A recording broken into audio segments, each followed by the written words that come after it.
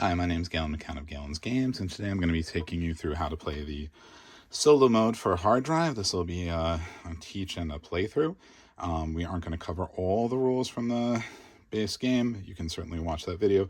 However, since it's a playthrough, you'll probably get everything by the end anyway. So yeah, solo mode. You set up just like you would for the two-player game, except that the Automa has their own tracker, and you bring out the Automa reference card. There is a base solo mode that has adjustable difficulty, but then there is a password module to add additional difficulty. We're going to go ahead and play this on the hardest mode we can. I will probably lose, but just so I can show off the password module as well. So that's what this die is for. Otherwise, standard setup, pick two hacks, put out your avatar, and set up the race course randomly. So we go ahead, you would roll to determine who goes first. I'm going to go ahead and let the Automa go first for teaching purposes and play the game. So yeah, let me quickly cover the password module before everything else, and then I'll take you through it. So the way this works, at the start, you can choose difficulty. The higher the number on the die, the more difficult it is. So we're going to go ahead and set it at 6. And basically the idea is that by the end of the game, not only do you have to have beaten the Automa opponent, but you have to have cracked the password, which you do by reducing that die to 0. There's one spot on one side of each one of these course cards with that green highlight, and every time you go in one of those spaces, you're going to reduce this by 1. So it gives you kind of an extra mission along the way. Normally the win condition, of course, is you cross the finish line, or you further past the finish line after equal number of turns. So as we move out of these cards, they're going to flip, go to the front. Start line will become the checkpoint, and then when it flips the next time, it'll become the finish line. Okay, so Automa's turn. Let's go ahead and take it through. So we got Automa A and Automa B, and it shows you what they do on their turn. So first they roll dice. So just like us, they're going to roll 3 black dice unless their overclock is on, in which case they also roll the red die, and so they roll them. But instead of assigning them to numbers on the track, by the way, they're going to be orange, I'm going to be purple, they take the difference. So first it says, okay, so they start at 3 charge, right? It says, if charge is at or over the difficulty level, spend all charge and increase spread by 1 if able. So we're going to go ahead and play at the hard difficulty. So as long as they have 1 charge or more, they're going to spend all their charge, and they're going to either decrease the lowest die or increase the highest die to increase the spread. So you're always looking for the spread. You take the lowest and highest die, what's the difference between it? And again, you're going to increase that based on the difficulty and based on whether they have the charge to spend or not. Since they have a 1 and a 6, they have already done the maximum, right? So we know they're going to be moving 5 spaces on their first turn, okay? Movement for the Automa.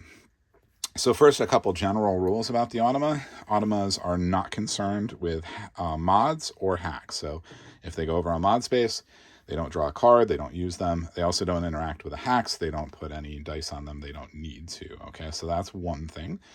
They ignore those. Secondly, general things, they treat gaps as blank spaces. So some of the mods and definitely some of the hacks can adjust the courses so that something like this happens and there are gaps. Normally players have to move around gaps. The Automa just simply treats that as empty space, and they can move through it as if there were the spaces there to go through. So that's general. And then lastly, they always move forward if able. Okay, so in forward just means to the row in front of them. In movement during this game is any space. So these are connected, right? So for right now, the Automa only has 2 spaces ahead of them. I have 1, 2, 3 spaces ahead of me, just based on where we're starting. Okay, so they always move forward if able, and then they prioritize spaces as follows. They're going to try to gain overclock if they don't have it. They're going to avoid cycling the overclock off if they already have it. They're going to try to gain charge. They'll prefer more charge over less. They're going to try to avoid bumping us forward. And lastly, it's not on this card, but is in the rulebook, and it'll be on the final card. There's these routers that automatically push you. They're going to prioritize routers that push them forward and ignore or try to avoid ones that would push them backwards. So let's go ahead and show how that movement works. So we're going to go ahead and take the Automa, and they're going to move 5 spaces. So the first thing they're going to do, they just move forward because space in front of them. There's nothing that tells them to prioritize or deprioritize it. Bam. Now that they're here, they have a choice between charge and overclock. And as we saw in here, they're going to, their first priority is to gain overclock if they have none. So 2 is going to go here. They're going to cycle their overclock on. 3, they're going to, oops, that always, okay. So they were here, and now they're going to, third move, they actually only have one option, and they want that charge. So 4, they go there, they gain another charge. And then 5, they want to avoid overclock because it's on. They're going to move diagonal here. Boom. There is the Automa's movement. Automa's really pretty simple once you got that decision tree down. And that is the end of their turn. Okay, so it's going to come over to me. I'm going to go ahead and roll my 3 dice. I have a 1, a 6, and a 4. Let's go ahead and take a look. So 1s can be spent on hacks. So I'm going to go ahead and take a look at what we, I just did it randomly. I didn't even pay attention. So right now I've got a clip through the wall hack, which allows you to move off the edge and appear 1 space ahead on the other side. So that might be useful. Right now I'm not on the edge, but I might use that before the end of my turn. And then the other one is the logical paradox.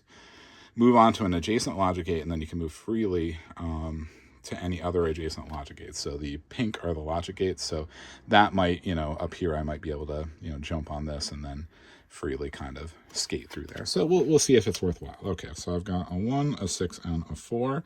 Well, I got a 6 right ahead of me. Let's go ahead and do that. So I'll go here, gain a charge. Charge is always good. Charge allows you to drift and change your numbers. So now I've got a 1, 4, and a 3. I'm going to go ahead and use that logical paradox hack to jump on here and then drift myself. Let's see. Well, I do need to start hacking that password. So how about I stop? Well, let's see. I spent the 6 and the 1. I've got a 4 left. So I really want to put myself in a position where I can get to something. So yeah, you know what? I'll go to here. I'm fine with that. Okay. And then lastly, I'm going to spend 2 charge to change this. So you can spend a charge to move a die up or down by 1. I'm going to spend 2 to change this all the way down to a 2. And to get to that space, it's expensive, but I start hacking the password. So now I hack the password down to 5. I've reduced it by 1. That ends my turn. As you can see, these cards are now clear. So what's going to happen is they're going to flip over, and the whole race course gets adjusted back down. And we start the Automa's second turn. So hopefully this is making sense to you guys. I'm just going to keep playing, explain things as they come up. So Automa's starting. Their overclock is cycled on, means they also add the red die, which obviously gives them a better chance at a longer spread, right? So we roll them up.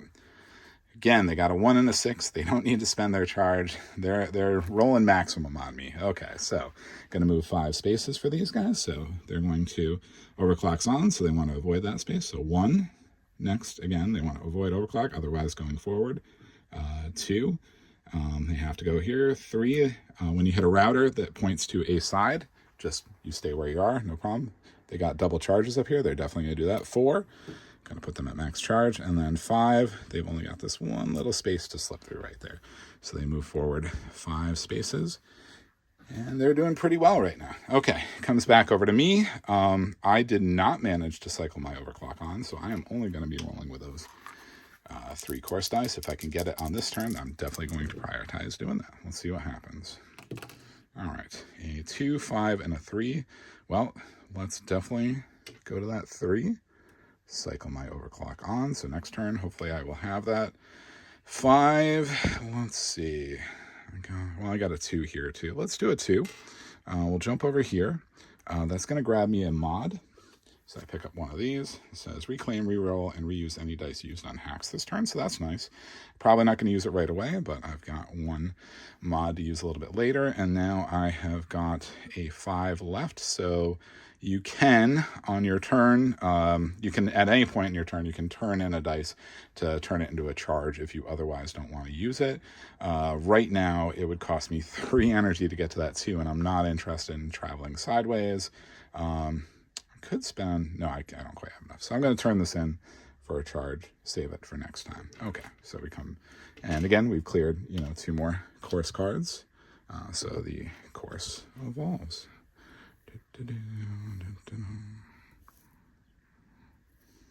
Okay, first checkpoint is up there, and we have got they have their overclock cycled on. They're going to roll.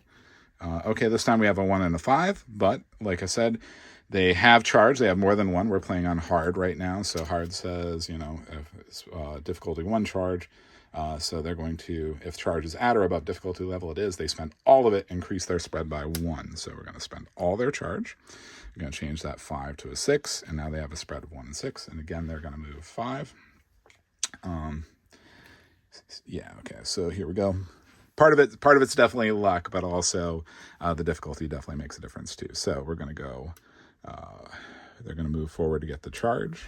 So now they can do that again. 1, 2, 3, they've got overclock, so they'll avoid that. 4, and then they can go here because it pushes them against the wall. So 5 for them. Coming back over to me, I have overclock cycled on this time. Okay, so I've got 2 5s and a 4. So that 2 is great. Let's go ahead and do that right away. I'm going to jump over here, which is going to bring that password down. We were at 5, now we bring it down to 4. So we're working well on hacking that on our way. Let's see. We're going to spend a charge to change this 5 to a 6.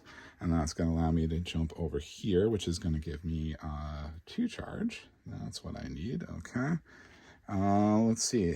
I know I got to squeeze through to that 2 right now. So let's go ahead and spend 2 of those. Change this 4 to a 2. A little expensive, but let's see what happens. I'm going to pick up another mod.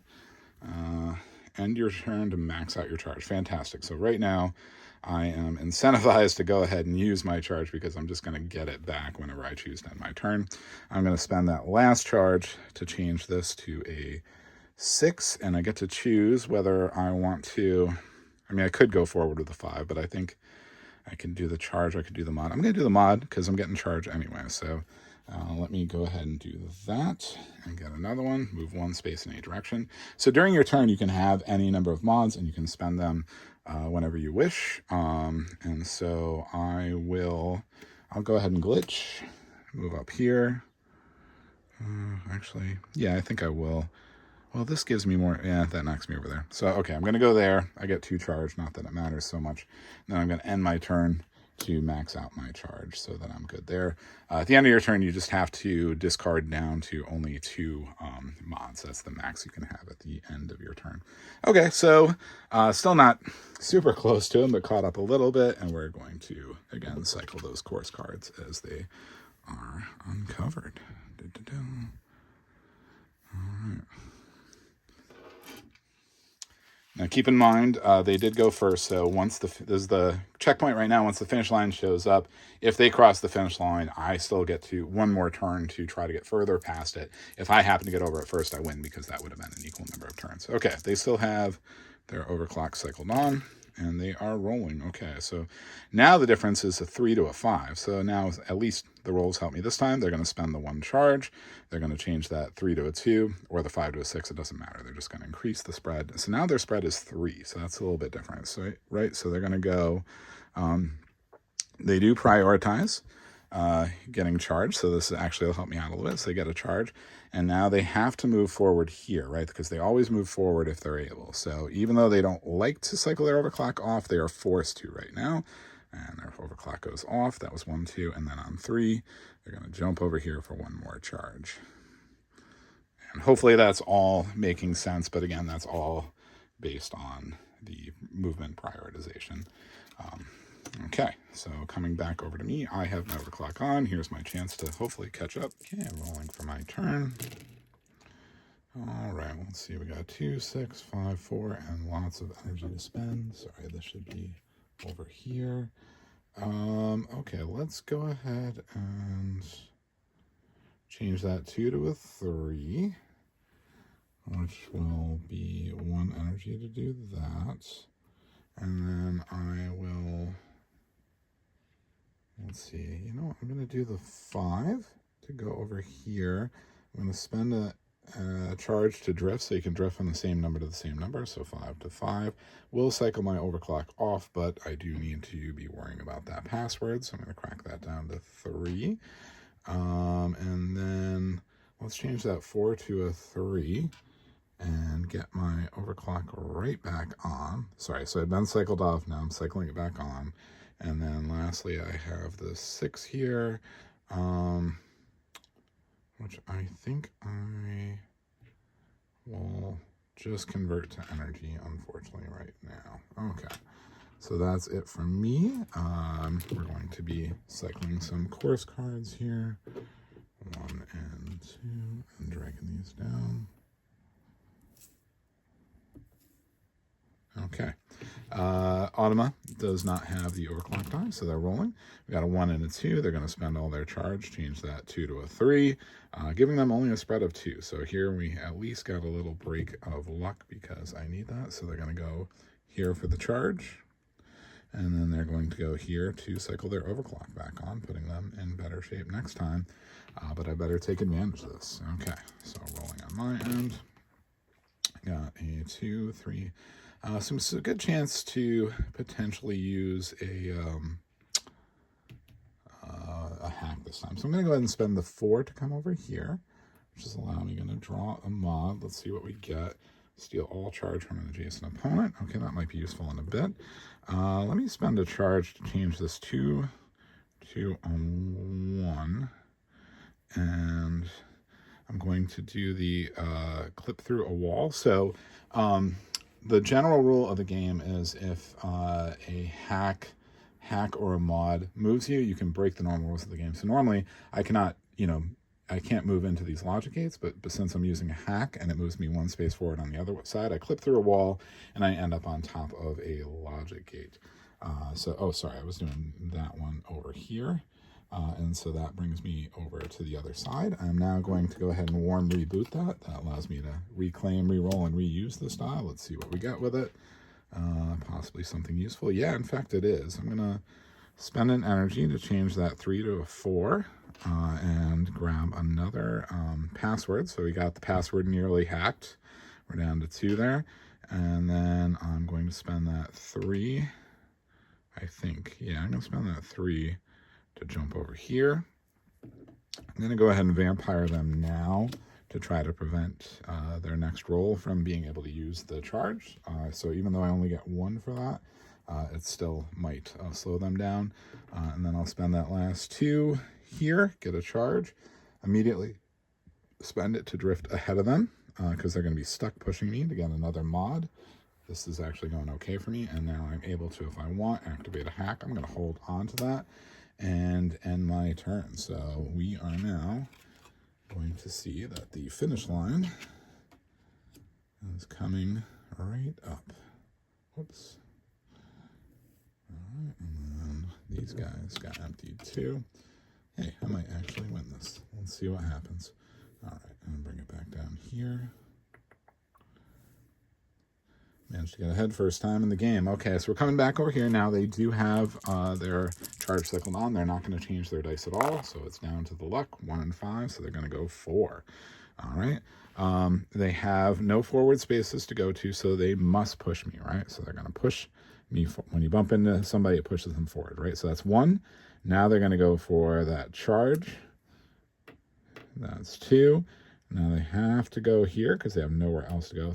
3, that's going to cycle off, and then 4, they just move forward when able. So okay, all right, so they went first actually. So if I can cross the finish line, that's it.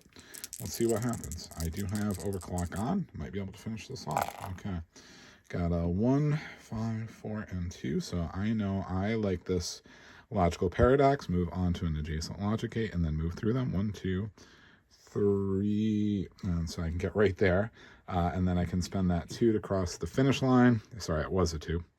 I swear, a 2, and I can cross the finish line. And since I went second, unless I'm remembering it incorrectly, I automatically win because I crossed the finish line. Oh, I do not automatically win. I did not hack the password. Ugh.